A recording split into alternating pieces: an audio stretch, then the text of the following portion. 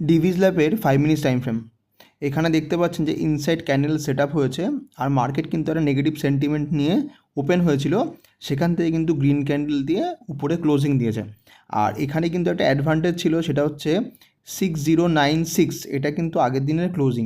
দেখতে পাচ্ছেন যে এই পজিশানটা, তো এখানে হচ্ছে আমি স্টপ লসের তলা দিতে পারি, যে বড় লং ক্যান্ডেলটা রয়েছে এটাই কিন্তু স্টপ লস মিনিমাম।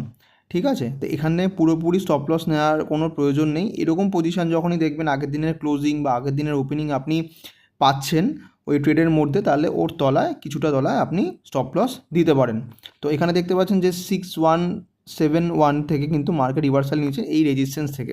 তো এরকমভাবে কিন্তু আপনাকে কোনো ট্রেড নেওয়ার সময় প্ল্যান আউট করতে হবে, কারণ হচ্ছে আপনার প্ল্যানিংই কিন্তু আপনার বেস্ট রিস্ক ম্যানেজমেন্ট। কারণ আপনি উইদাউট প্ল্যানে যদি কোনো ট্রেড নেন তাহলে কিন্তু আপনার এসএল হয়ে যাওয়ার চান্সেস অনেকটা বেড়ে যাবে, কারণ প্রফিট করেও আপনি লসের মুখ দেখবেন। তা এখানে যদি আপনি 1000-এর যদি ধরুন আপনার এসএল নিতেন, তাহলে কিন্তু এখানে আপনার অলমোস্ট 500, বলে দিচ্ছি এখানে, হ্যাঁ 500 মতন আপনি যদি প্রফিট বুক করে বাদবাকি ট্রেলিং করেন বা এখানে যদি এন্ট্রি পয়েন্টে রেখে দেন, তাহলে কিন্তু আপনার ট্রেডটা পুরোপুরি ফ্রি হয়ে যাবে। তারপর যদি বড় টার্গেট দেয়, ওয়েল অ্যান্ড গুড। আর যদি ছোটো মানে এন্ট্রি পয়েন্টে যদি আপনি এসএল হিট করে দেয়, তাহলে আপনি ছোটো প্রফিটেই বেরিয়ে যাবেন, বাট আপনি এসএল হবে না আপনার।